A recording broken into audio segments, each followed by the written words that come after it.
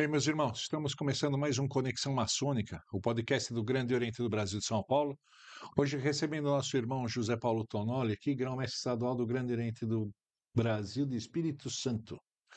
Tonoli, é um prazer ter você aqui. Para a gente começar, eu queria que você falasse um pouquinho da tua trajetória maçônica até esse momento aqui, até chegar ao grão-mestrado. Obrigado, dizer que é um prazer muito grande estar aqui participando desse podcast com você, meu eminente irmão. A nossa trajetória maçônica começou no dia 3 de novembro de 1990. Então, estamos aí completando 35 anos esse ano e passamos por todos os cargos em loja, passamos pelo Conselho Estadual da Ordem, fomos grão-mestre adjunto no mandato passado e há 2 anos atrás assumimos o Grande Oriente do Brasil e Espírito Santo. Estamos lá há 1 ano e meio, quase 2 anos já fazendo a gestão do GOBS. Bom, é sabido que a maçonaria capixaba tem aberto as portas, né? Abriu as portas para o século XXI e tem um foco direto na transparência, na juventude. A gente queria saber o que você pretende fazer, como você pretende atuar nessa área e o que o Espírito Santo está fazendo em função do público, da sociedade civil em geral. A gente tem trabalhado o nosso crescimento baseado em novos irmãos, oxigenando os nossos quadros de tal forma que isso venha a garantir a nossa permanência como instituição.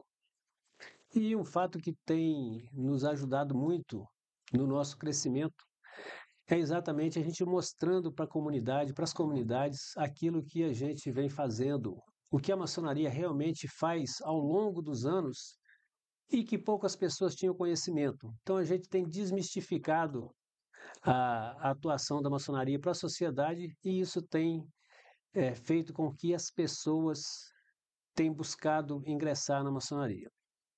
O trabalho de informatização que a gente tem feito no Estado, divulgando nossas ações nas redes sociais, tem levado, inclusive, mulheres a nos procurar para saber como é que o esposo faz para ingressar na maçonaria.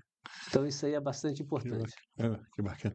A gente aqui em São Paulo tem viajado bastante, né? São mais de 640 lojas, então para a gente aqui tá. E o estado é grande, é difícil para a gente, né? A gente está tentando fazer alguns projetos assim, na nível de ajudar a sociedade civil com vacinação, alimentos, ajudar a criançada com leite, roupas. No evento do Rio Grande do Sul, lá a gente, entre todo o GOB do estado de São Paulo, foram mais de 120 caminhões lá de medicamento, de roupa, de alimentação, de mobiliário. É, mas a gente está fazendo um trabalho para aproximar, assim, e quebrar alguns paradigmas, né? Assim, porque assim, o maçom é muito mal visto por conta de igreja, por conta da ignorância. Muita gente que não sabe o que é maçonaria, ou pega esses livrinhos de maçons que saíram daqui revoltados e falam um monte de absurdo, cria um monte de paradigmas e a gente está tentando acabar com isso aqui. É muito difícil, eu sei que é difícil, né? Mas você tem algum projeto para eliminar isso do teu estado? A gente tem trabalhado exatamente aquilo que eu falei, de mostrar para a sociedade o que a gente faz. Por exemplo, a gente cuida de várias instituições filantrópicas, a Paz, Casa de Menino, Asilo de Velhos. Então, assim, e a comunidade às vezes não sabe que a gente está por trás disso.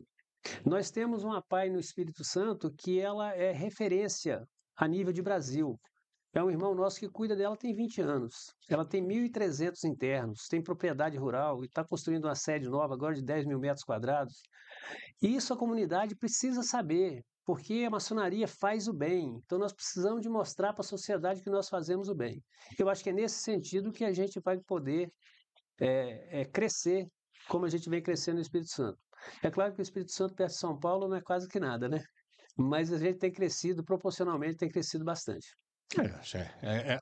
A, o número de habitantes influencia, evidentemente, né? Então, É, assim, a proporcionalidade eu acredito que no Brasil inteiro tá a mesma. A gente, o ano passado, a gente deu uma esticadinha, saiu por quase 7,5% de crescimento.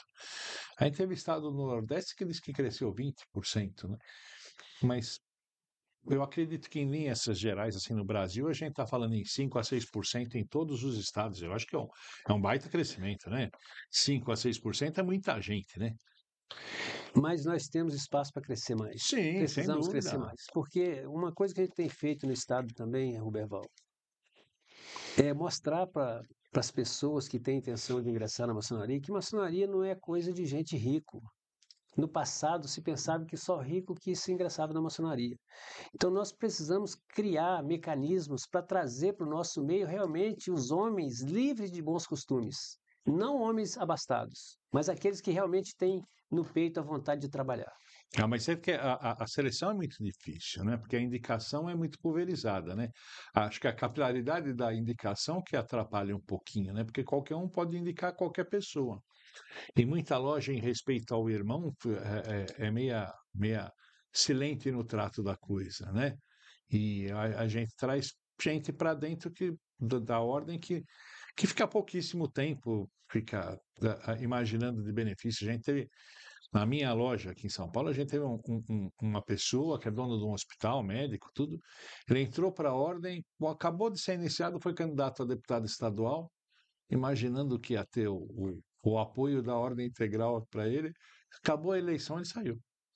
Né? Então, assim, é um médico, não é uma pessoa, não é um ignorante, é um médico, né? Gente que tem condição de saber avaliar e não tem esse trato na coisa, É infelizmente. verdade. É. Eu acho que a gente está precisando de muito mais liderança, né? E como que você faz para criar liderança? As nossas lideranças, É, nós temos trabalhado para criar liderança exatamente no sentido de orientar os irmãos através de seminários, através de palestras, de visitas pessoais, orientando os veneráveis mestres de como realmente tem que fazer gestão em loja. E criamos também mecanismos para ensinar tesoureiro de loja, chanceler de loja, secretário de lojas a trabalhar realmente de maneira certa. O nosso sistema ele oferece condição para que as lojas trabalhem de forma uniforme em todas as lojas no estado todo. ele está conseguindo fazer isso. Estamos conseguindo fazer. Nós criamos aqui um ERAM, que é o Encontro Regional de Administração Maçônica. A gente está dando uma média de 20 cursos por mês no estado. A gente tem diversas equipes trabalhando, em cada macro-região a gente está criando equipe. Mas, assim, é um trabalho meio árduo, né? Meio Difícil, criar é, líderes é muito difícil, né? a disponibilidade das pessoas é muito curta, né? Assim, a vida profana da gente toma muito tempo, É né? verdade. E o comprometimento dele com a loja, às vezes, não é nem por má vontade, é por conta de falta de espaço mesmo, de tempo para trabalhar isso. É, E fazer o o que a gente faz é difícil, né? É difícil, é difícil. E o contato com as startups da tua região, as faculdades, Temos contato com várias faculdades, temos buscado parcerias com essas faculdades, temos buscado convênios para os irmãos, que você também deve ter convênios é aqui, nós temos bastante. feito bastante convênios lá. Enfim, esse relacionamento aí é preciso que a gente faça ele constantemente, não pode parar. Mas o volume é grande, não é? Bom, vocês estão com 4 mil irmãos, né? Não, 3.400 É gente para aproximadamente. Chu, né? É, mas É você tem muita gente. 17 e pouco aqui? Que eu estava falando da proporcionalidade, né?